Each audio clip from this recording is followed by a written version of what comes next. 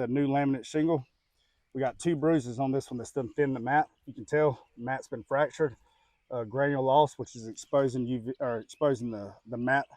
And once the mat is exposed to UV, this will deteriorate at a rapid rate, and you'll never get your actual warranty on your shingles. So a shingle like this, they call it a lifetime, usually 30, 40 years. Here in Georgia, once this mat is exposed to UV, this will drastically reduce the life of this shingle.